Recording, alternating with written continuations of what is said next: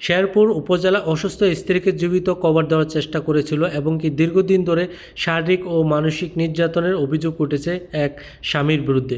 আপনারা জানেন শুক্রবার 8ই আগস্ট দুপুরে উপজেলা কাকিলিয়াকুড়া ইউনিয়ন খুলশাপুর কানিপাড়া বাজার সংলগ্নে এই ঘটনাটি ঘটে।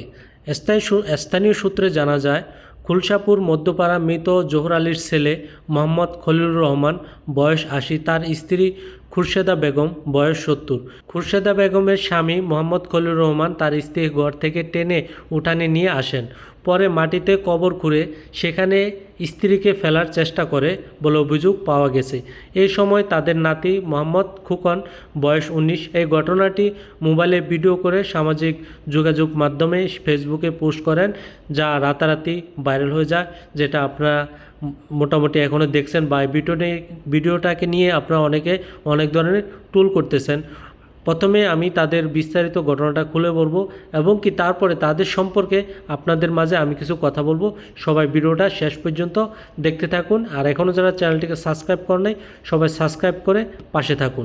স্থায়ী বাসিন্দারা জানান, খলিলুর রহমান দীর্ঘদিন ধরে তার স্ত্রীকে শারীরিক ও মানসিকভাবে নির্যাতন করে আসছিল। অসুস্থ ও অসহায় অবস্থায় তাকে জীবিত কবর দেওয়ার চেষ্টা করে।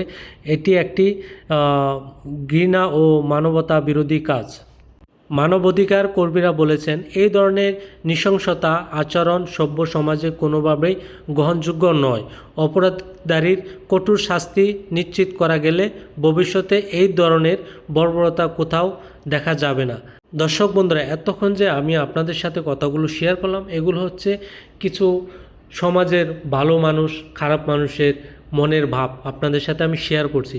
কিন্তু মূল কাহিনী হলো কি জানেন, এই খলিলুর রহমান তার স্ত্রী খুরশেদা বেগমকে আজকে 20টা বছর ধরে এভাবেই আপনার তার এ টু জেড ধরেন বাইরে নিয়ে যাওয়া, তার কাপড় চোপড় ধোয়া, খানা দানা, টয়লেট বা এভরিথিং, এই খলিলুর রহমান আজকে 20টা বছর ধরে তাকে সেবা যত্ন দিয়ে আসতেছে।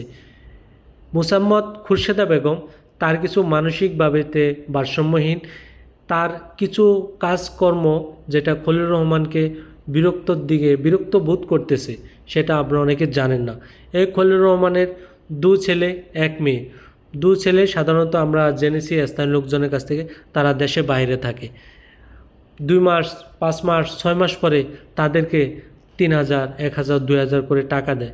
সেটা দিয়ে তা কয়দিন চলতে পারে আপনারা বলুন। খলিলুর রহমান যখন এই ঘটনাটি ঘটায়, সে কিন্তু রাগের মাথায় করেছিল, কিন্তু যার সাথে আজকে 40 বছর 50 বছর ধরে সংসার করে আসতেছে, তাকে তো কখনোই সে এভাবে মারতে পারে না। কিন্তু রাগের মাথা একটু ভুল করেছিল, কিন্তু মোহাম্মদ খলিলুর রহমান সে কিন্তু মানুষের কাছে ক্ষমা চেয়েছে এবং কি সে আরও বলেছে, আমার বাকি জীবনে আমি যতদিন বেঁচে থাকি আমার স্ত্রীকে আমি কখনোই কষ্ট দেব না। এটা মোহাম্মদ খলিলুর রহমানের নিজের মুখের কথা। প্রিয় দর্শক, আপনারা ভালো কিছু শেয়ার করুন এবং কি আপনাদের মূল্যবান মতামত কমেন্ট বক্সে জানাবেন।